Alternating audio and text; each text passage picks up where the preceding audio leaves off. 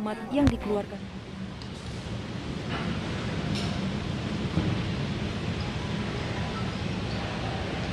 Bismillahirrahmanirrahim.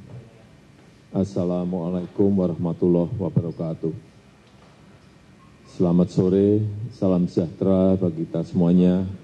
Om Swastiastu, Namo Buddhaya, salam kebajikan. Bangsa dan setanah air, penyebaran COVID-19 telah benar-benar memperlambat perekonomian dunia, termasuk perekonomian di negara kita Indonesia. 186 negara telah terpapar virus corona. Pemerintah terus bekerja keras untuk mengantisipasi hal ini, untuk mempertahankan daya beli masyarakat, untuk mengurangi risiko PHK, dan mempertahankan produktivitas ekonomi, produktivitas masyarakat di seluruh wilayah tanah air Indonesia. Pada kesempatan ini, saya hanya akan berfokus pada kebijakan bantuan-bantuan yang disediakan oleh pemerintah, langsung kepada masyarakat untuk mempertahankan daya beli masyarakat. Pertama, saya telah perintahkan kepada semua menteri, gubernur, bupati, dan wali kota agar memangkas rencana belanja yang tidak prioritas di APBN maupun di APBD. Anggaran perjalanan dinas, pertemuan-pertemuan yang tidak perlu, dan belanja-belanja lain yang tidak langsung dirasakan oleh masyarakat harus dipangkas. Kedua, kementerian dan lembaga di pusat, serta juga pemerintah daerah, provinsi, kabupaten, dan kota harus melakukan refocusing kegiatan dan melakukan realokasi anggaran untuk mempercepat penanganan COVID-19, baik yang terkait dengan isu-isu kesehatan maupun yang terkait dengan isu-isu ekonomi. Landasan hukumnya sudah jelas. Hari Jumat yang lalu, tanggal 20 Maret 2020, telah saya tanda tangani Inpres nomor 4 tahun 2020. Selain memerintahkan refocusing kegiatan dan relokasi anggaran, Inpres ini juga memerintahkan untuk percepatan pelaksanaan pengadaan barang dan jasa untuk mendukung percepatan penanganan COVID-19. Sekali lagi, bukan hanya untuk penanganan kesehatan masyarakat, tetapi juga untuk penanganan dampak ekonomi masyarakat. Yang ketiga, saya minta kepada kementerian dan lembaga dan juga pemerintah daerah, provinsi, kabupaten, dan kota, agar selain menangani isu kesehatan masyarakat, kita juga harus menjamin ketersediaan bahan pokok dan mempertahankan daya beli masyarakat, utamanya masyarakat lapisan bawah. Kita harus membantu para buruh, membantu para pekerja harian, membantu para petani, membantu para nelayan, membantu para pelaku usaha mikro dan kecil agar daya belinya tetap terjaga, agar terus beraktivitas dan berproduksi. Keempat, saya telah perintahkan agar program padat karya tunai, sekali lagi program padat karya tunai harus diperbanyak, harus dilipat gandakan dengan tetap mengikuti protokol kesehatan untuk pencegahan dan penularan COVID-19, yaitu dalam bekerja harus menjaga jarak yang aman. Program padat karya tunai di beberapa kementerian seperti Kementerian PUPR, Kementerian Perhubungan, Kementerian Pertanian, Kementerian KKP harus segera dieksekusi.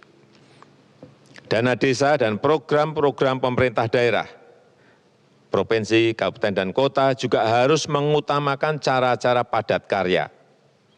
Ini akan membantu masyarakat, membantu para petani, para buruh tani, para nelayan di pedesaan di seluruh tanah air. Sekali lagi, dengan tetap mengikuti protokol kesehatan, yaitu dalam bekerja harus menjaga jarak yang aman. Kelima, kepada penerima kartu sembako, pemerintah memberikan tambahan sebesar 50.000 per keluarga penerima, sehingga menjadi 200.000 per keluarga penerima yang akan diberikan selama 6 bulan. Anggaran yang dialokasikan adalah sebesar 4,56 triliun rupiah. Yang keenam, kepada calon penerima kartu prakerja, pemerintah akan mempercepat implementasi kartu prakerja, sekaligus untuk mengantisipasi para pekerja yang terkena PHK, para pekerja harian yang kehilangan penghasilan, para pengusaha mikro yang kehilangan pasar dan omset, agar dapat meningkatkan kompetensi dan kualitas SDM-nya. Alokasi anggaran yang disediakan di dalam kartu prakerja ini adalah sebesar 10 triliun. Sehingga nanti setiap peserta kartu prakerja akan diberikan honor insentif 1 juta per bulan selama 3 sampai 4 bulan.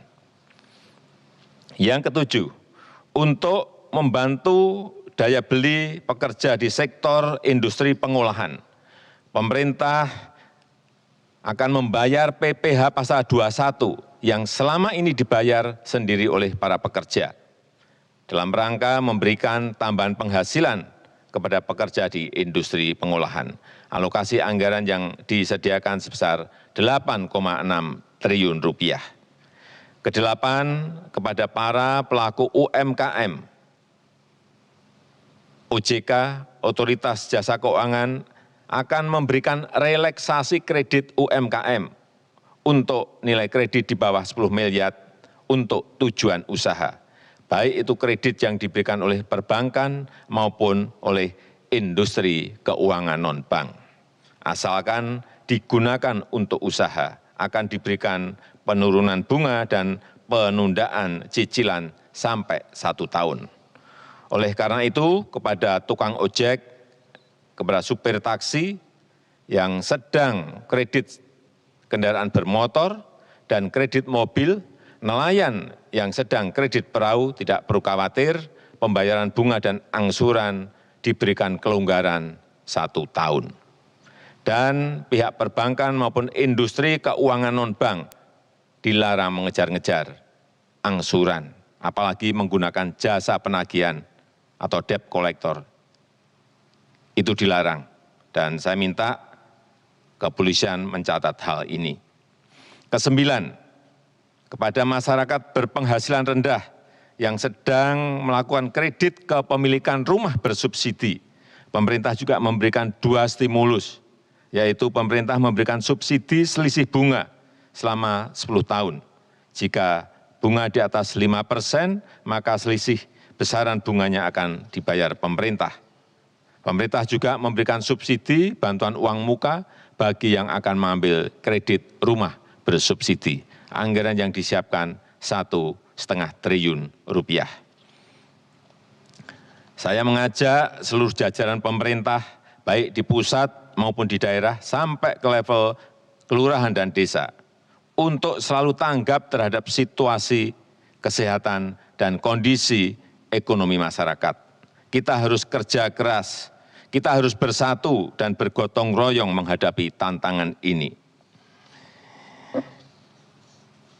Terakhir, saya juga mengapresiasi gerakan masyarakat yang telah turut mensosialisasikan, memasyarakatkan physical distancing atau jaga jarak aman, yang terus mengingatkan kita semuanya untuk berdisiplin. Karena hanya dengan kedisiplinan yang kuat, kita dapat mencegah penyebaran COVID-19. Percayalah, kita bangsa besar, kita bangsa petarung, bangsa berjuang. Insya Allah kita bisa, insya Allah kita mampu dalam menghadapi tantangan global yang berat sekarang ini. Terima kasih, saya tutup. Wassalamualaikum warahmatullahi wabarakatuh.